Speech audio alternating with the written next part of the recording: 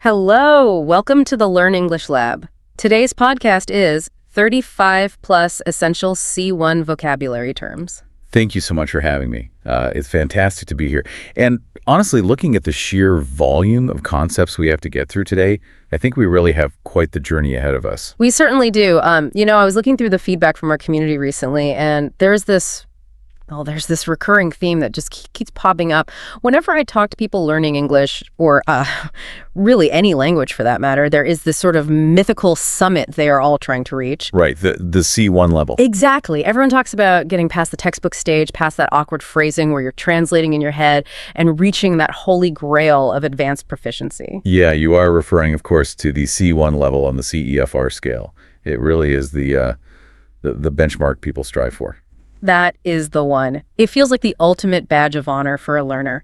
But let's be honest, the gap between being understood at an intermediate level and true C1 proficiency, it feels massive. It's not just a small step up, it's a giant chasm. Oh, for sure. I mean, it feels like the difference between playing chopsticks on the piano and playing a full Rachmaninoff concerto. That is a very fair comparison. Though I think I would nuance it just a little bit. I think we need to clarify what C1 actually represents in this context.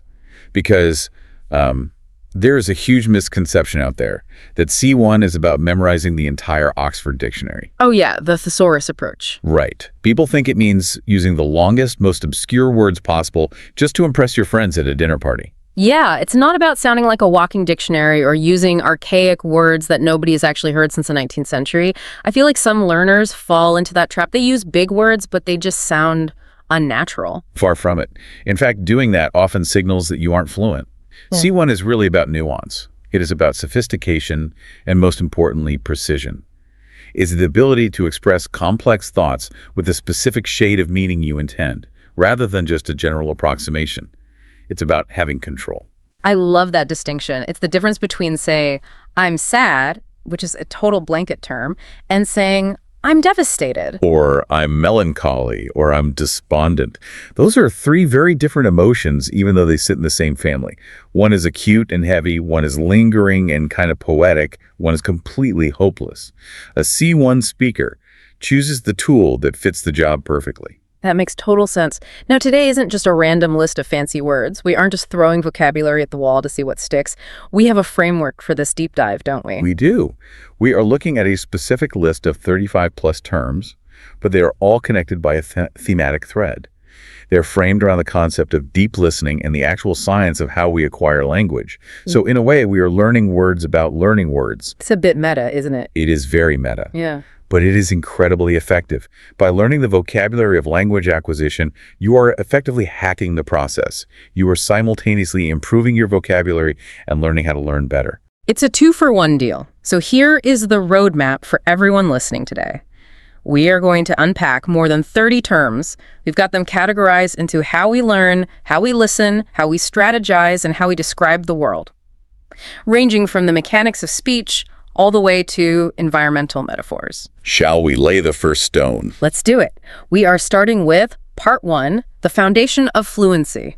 And coincidentally, our first word is exactly that, foundation. Foundation. At its core, a foundation is an underlying basis or principle. In construction, which is the most common usage people probably know, it's the concrete slab you pour before you build the house. The logic is pretty simple. If that slab cracks, the whole house comes down. That captures it perfectly. And in our context today, the material we are doing this deep dive on argues that listening is the foundation of language acquisition. This is where so many learners just go wrong. They try to build the roof before they have poured the foundation. The roof being speaking. Yes.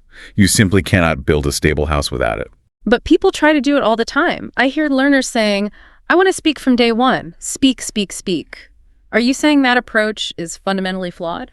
I am saying it is incredibly risky. If you speak before you have a foundation of listening, you're often just directly translating your native language into English words. You aren't really speaking English. You are speaking French grammar with English words or Spanish logic with English vocabulary. You are building a house on sand. Building a house on sand, that is a great idiom in itself. So if listening is the foundation, what are some synonyms or related terms a C1 speaker might use to express this idea? You might hear terms like cornerstone, as in listening is the cornerstone of fluency, or groundwork. You might say, I need to lay the groundwork before I can start having native level conversations. They all imply that essential starting point. Okay, so we pour the foundation. Now let's talk about the goal of that foundation. The thing absolutely everyone wants, the word that gets thrown around in every single language marketing campaign out there. Fluency. Oh, this is a tricky one, because people misuse it constantly. Fluency is technically defined as the ability to speak or write easily, well, and quickly. See, that word quickly is where I think people get tripped up. I think most people equate fluency with speed. Like if I can talk really fast without taking a breath, I'm fluent. I've heard learners rattling off sentences at 1,000,000 miles an hour, but they're completely incomprehensible. And that is the most common misconception. Speed is a byproduct, not the definition. If you look at the etymology, fluency comes from the Latin fluere, which actually means to flow. Think of the word fluid. But that's about liquid dynamics, not a race car. Spot on. Fluency is about flow. It's about articulateness and eloquence. It's having a command of the language where the gears aren't grinding, you aren't translating in your head, the thoughts are just naturally flowing out. You can speak quite slowly and be perfectly fluent. You can speak fast and be totally incoherent. Command is a powerful synonym there. She has a great command of English. It sounds very authoritative. It implies you aren't fighting the language, you own it. It does. But how do we get that command? How do we get the water to actually flow? That brings us to our next term, which describes the mechanism of learning. Absorb. Absorb. To take in or soak up information or energy over time. Like a sponge in a bucket of water. Visually, that is the perfect image. But let's look at the biological model.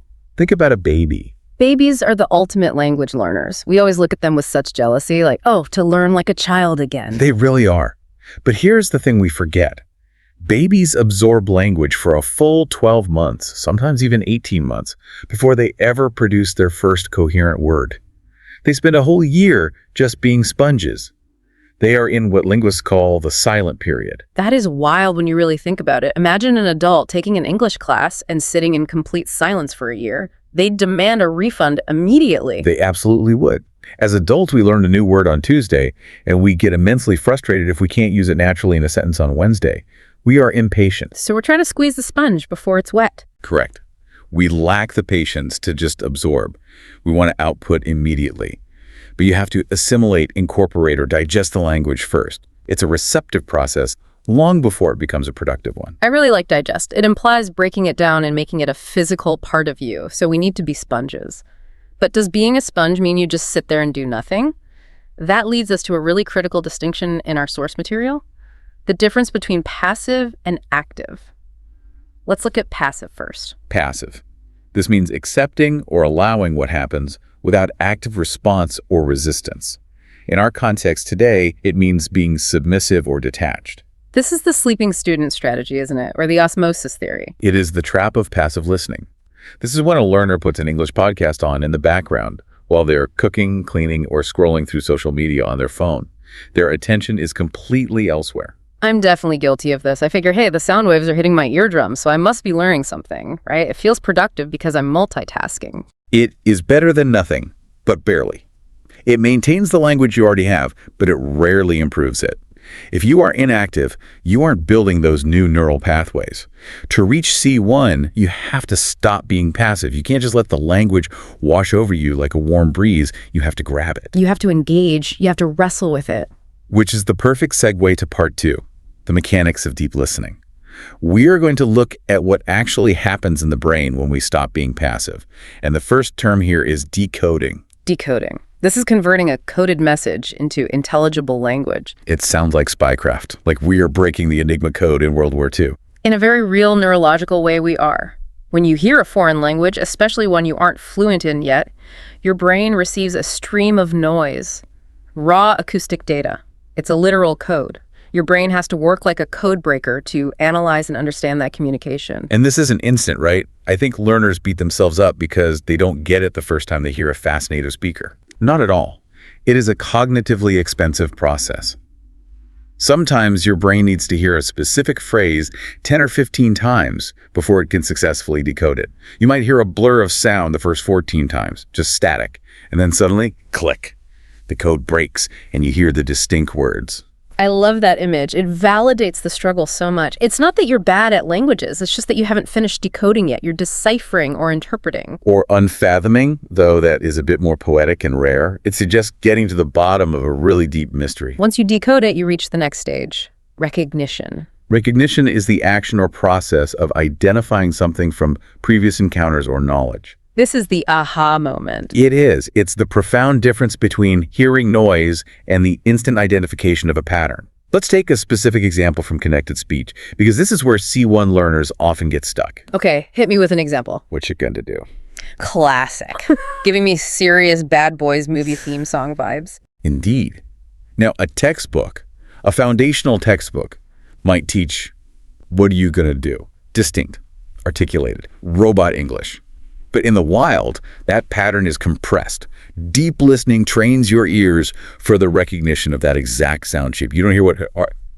You recognize the chunk. Witcha. It's like spotting a friend in a crowded room. You don't need to analyze their nose, then their ears, then their hairline separately. You just recognize the whole face instantly. That is a brilliant parallel. That is exactly what fluent listening is. It's pattern matching. And what are we recognizing? Often we are recognizing the rhythm, the syllables. Syllable, those are the units of pronunciation, right? The beats of the word. Right. Now, technical sidebar here, which our sources mentioned and is so vital. English is a stress-timed language. This is crucial for you as a listener. Many languages, like Spanish or French, are syllable-timed, meaning each syllable gets roughly equal time. Da, da, da, da. Machine gun style. Yes. English is completely different. It's Morse code, dot, dash, dot. Deep listening helps you notice how native speakers stress certain syllables and swallow others entirely. It's the musicality of the language. So instead of saying PHO2GRAPHY, distinct and equal. It's photo-rafi. You hear the beat. Da, da, da, da. Photo-G-Rafi. Precisely. If you miss the stress, you miss the word. If you stress the wrong syllable, a native speaker might genuinely not understand you, even if your vowels are perfect. But hearing the word isn't enough, is it? Because words change meaning constantly. We need context. Context is king. It is the circumstances that form the setting for an event, statement, or idea. I always tell people, please don't just read the dictionary. Dictionary definitions are isolated. They are sterile. They lack situation, environment, or background. Learning vocabulary in context provides a much richer understanding. Take the word run. Oh, the nightmare word. It has something like 600 definitions in the dictionary. Exactly. Yeah. If I say the water is running, the candidate is running, and my nose is running, those are three completely different physical actions. Without context, the word run is virtually meaningless. Or, I'm running a business. You aren't jogging alongside the office building in a tracksuit. You've got it. Yeah. You need the environment to know the meaning. And when you put all this together, decoding, recognition, syllables, context, what is the ultimate goal? To do it unconsciously. Unconsciously, without realizing, instinctively. That sounds like magic. Or maybe hypnosis. It's the magic of proficiency. Native speakers predict what is coming next unconsciously. They don't think about grammar rules, they just know. When you drive a car to work, do you think about lift foot, press brake, turn wheel? Not anymore, but I definitely did when I was 16. I was absolutely terrified. Exactly. You move from conscious incompetence to conscious competence and finally to unconscious competence. That is the target state for the learner. You want the language to bypass the analytical brain and go straight to the understanding center. Subliminally. Automatically, that's the dream. But dreams don't come free. We need tools. Let's move to part 3, the toolkit. These are the specific strategies for improvement. The first tool in the box, the transcript. A transcript is a written or printed version of material originally presented in another medium, usually audio or video. Now, there is a massive debate here in the language community. Some people think using a transcript is cheating. They think if I read it, I'm not practicing my listening. It is only cheating if you read it instead of listening. But as a tool, it is invaluable. You use a transcript to compare what you thought you heard with what was actually said. It's an audit of your ears. It's the answer key. You listen, you guess, and then you check the script. It creates a powerful feedback loop that corrects your decoding errors instantly. We call this the sandwich method. Listen without text, then listen with text to check, then listen without text again. So you sandwich the reading between the listening. Yes. It locks the sound to the written word in your brain. I really like that. It's a verification tool. Next up, we have a concept that the source material loves, and honestly, we use it all the time on this show. analogy? An analogy is a comparison between two things, typically for the purpose of explanation or clarification. We've already used a bunch today. The house foundation, the sponge, the code breaker, the driver. We have. And the source material uses a really beautiful analogy involving a painting in a museum to explain deep listening. Oh, right. The slow art movement. Yes. The idea is that if you walk past a painting in 2 seconds, you see it. You say, okay, that is a nice boat. But if you sit in front of it for 20 minutes, you start seeing brushstrokes, lighting techniques, and hidden details you completely miss on the first glance. That is the power of analogy. It takes an abstract concept like listening deeply to a language and maps it onto a concrete experience like looking at art. It helps us understand the why. It creates a parallel, a correlation that our brains can easily grasp. Okay, let's get a bit technical for a second. One of the biggest markers of true C1 English is the use of collocations. Collocations. This refers to the habitual juxtaposition of a particular word with another word, or words with a frequency greater than chance. Okay, that was a very expert definition. Let's unpack that for everyone. Simply put, it is word pairings, words that naturally hang out together. Like fast food. We never say quick food. Exactly. Grammatically, quick food is totally fine. It's an adjective and a noun, but a native speaker would never ever say it. It sounds immediately wrong. Or strong tea, you don't say powerful tea. Correct. Or to use a more C1 level example, making a decision. In some languages, like Spanish or French, you take a decision. But in English, the correct collocation is make a decision. If I say, I took a decision yesterday, you still understand me. I do. It is perfectly intelligible. But I also know immediately that you are not a native speaker. It sounds clunky. It lacks that flow we talked about earlier. Knowing your collocations is what smooths out your speech. It's about knowing which puzzle pieces fit together naturally. And when you get really good at that, your speech becomes idiomatic. Idiomatic. This means using expressions that are natural to a native speaker. Now, does this mean I need to learn phrases like, it's raining cats and dogs? Because I feel like textbooks love that phrase, but I've never heard a human being actually use it in my entire life. You are spot on. Native speakers rarely use those old cliches. Idiomatic proficiency doesn't mean speaking in riddles or 1950s slang.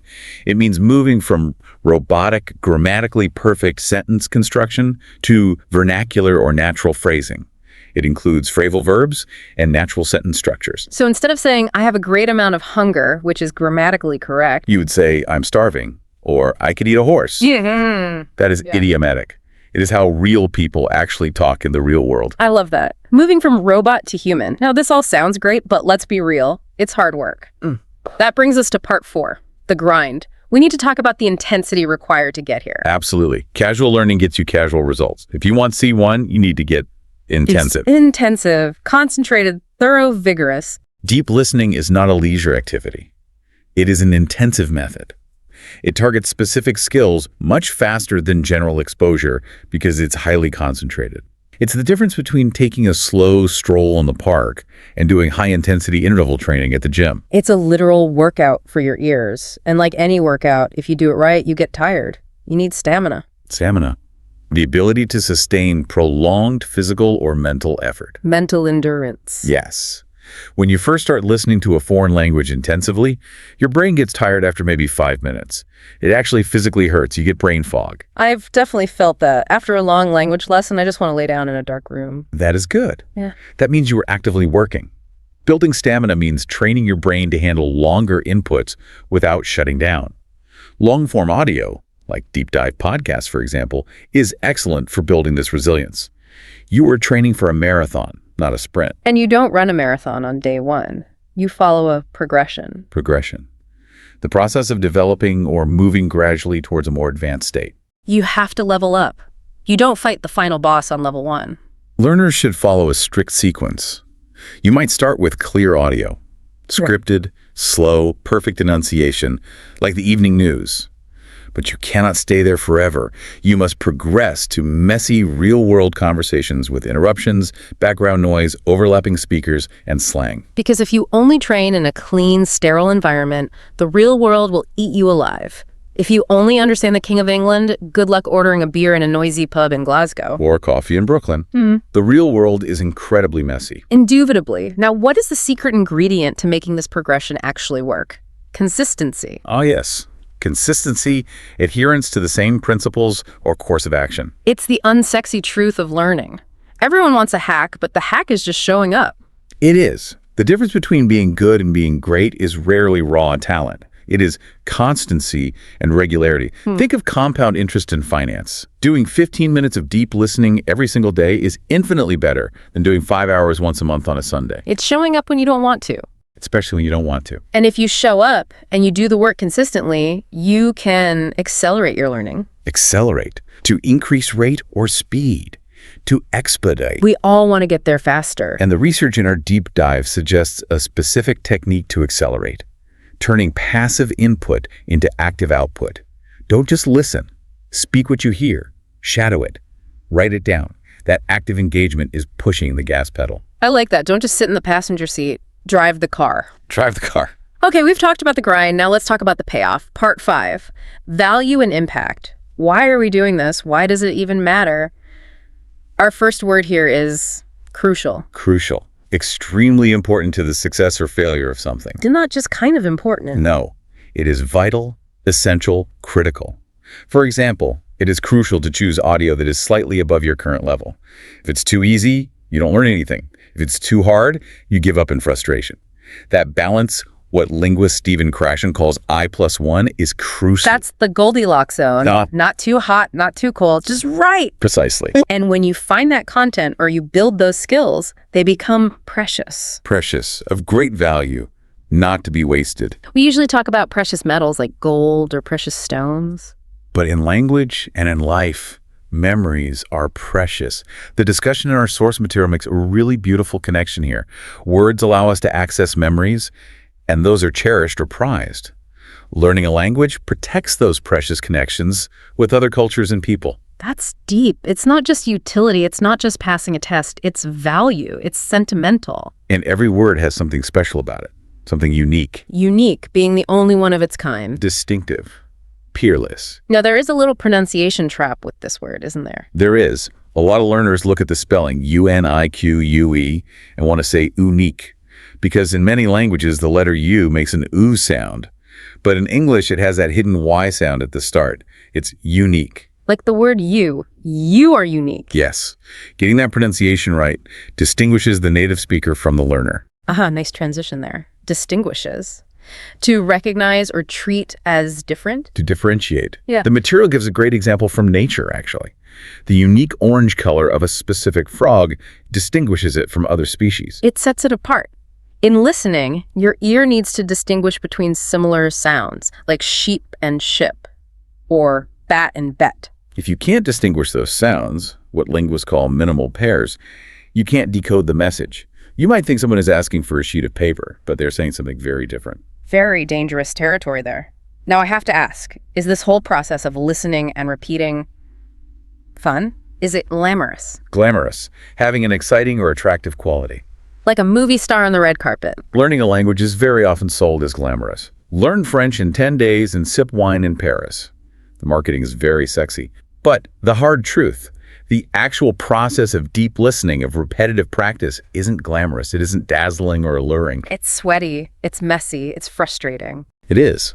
But while the process isn't glamorous, the results, true fluency, deep connection, understanding, are highly effective. You have to embrace the unglamorous work to get the glamorous result. You have to love the mud to get to the mountaintop. Well said. That leads us to part 6, action and adaptation. How do we actually do the work in the mud? We need to implement a plan. Implement, to put a plan into effect, to execute. We hear this in business a lot. We need to implement the new Q3 strategy. Or in politics, governments implement new regulations.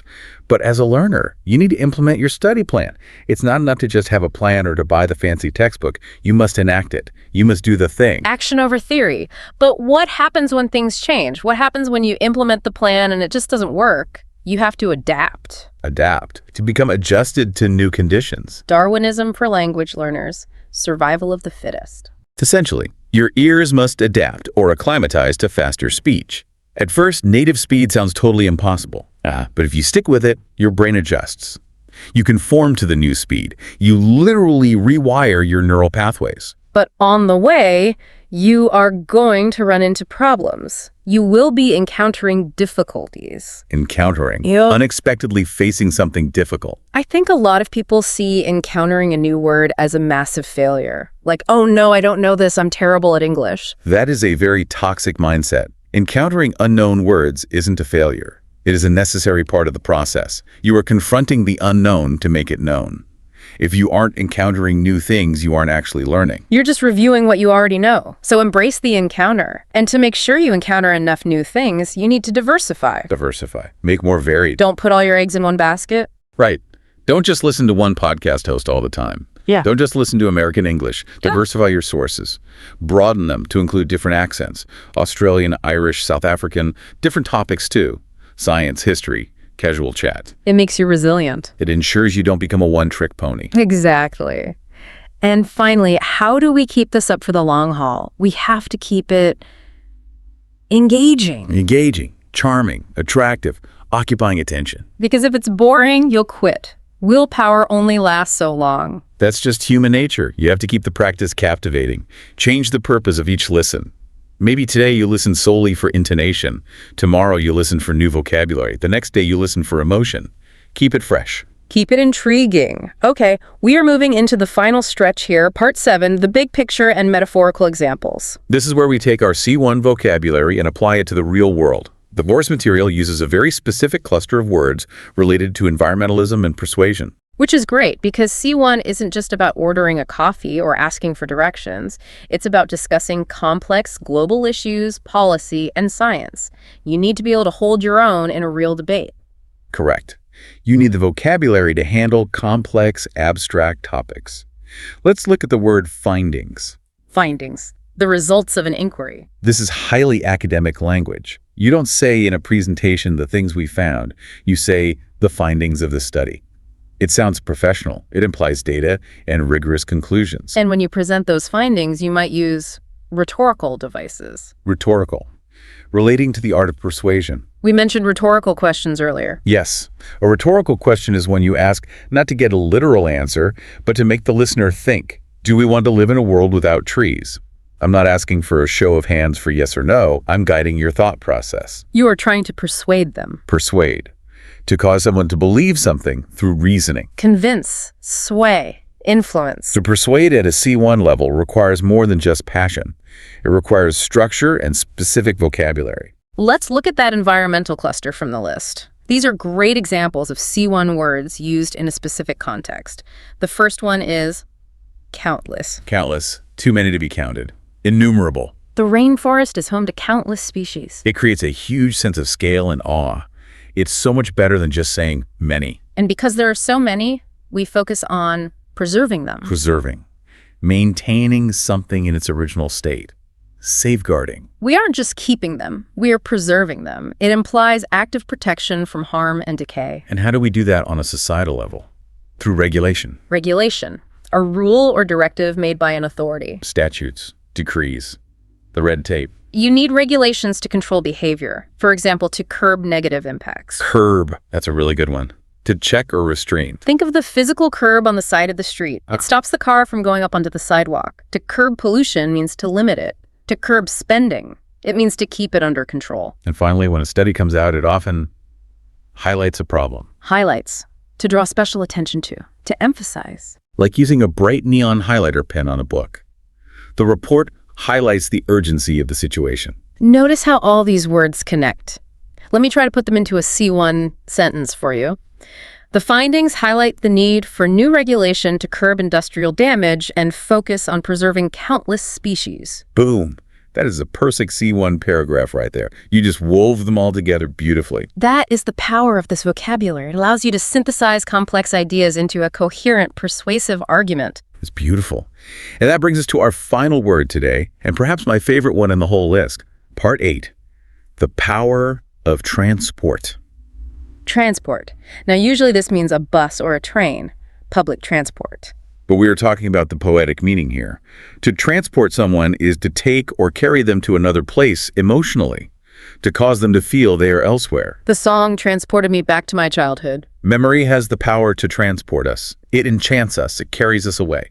And really, isn't that exactly what language does? Ideally, yes.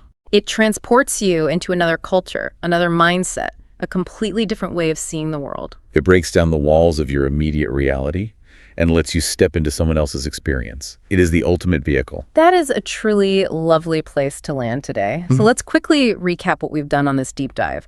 We've built the foundation, realized that fluency is about flow, not speed. We've learned to be active, not passive. We've opened the toolkit with transcripts and analogies and learned the massive importance of collocations to sound idiomatic. We've accepted the grind, that it takes stamina, consistency, and an intensive approach to accelerate our progress. We've recognized the value, how crucial and precious these skills are, and how unique pronunciation distinguishes us. And we've learned to implement our plans, adapt to difficulties, and use high-level vocabulary to persuade and describe the world around us. It has been quite the list. It really has.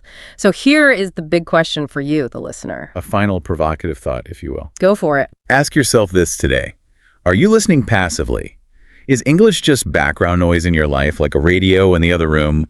Or are you ready to implement these intensive strategies? Are you ready to stop just hearing noise and start actively decoding the signal? Because the transition from B2 to C1 doesn't happen by accident. It happens by design. That is the challenge. Stop waiting for it to happen and make it happen. Start deep listening today. Absolutely. Thank you so much for guiding us through this expert analysis. It's been an absolute pleasure unpacking these words with you. The pleasure was all mine. And to everyone listening, thank you for sticking with us for this deep dive. If you found this valuable, if you learned a new collocation or felt transported by the ideas, we have one small request. Please like, share, and subscribe to this YouTube channel. It really helps us keep making these deep dives for you. It helps us preserve the channel, you might say. Nicely done. Until next time, keep listening and keep learning. Goodbye.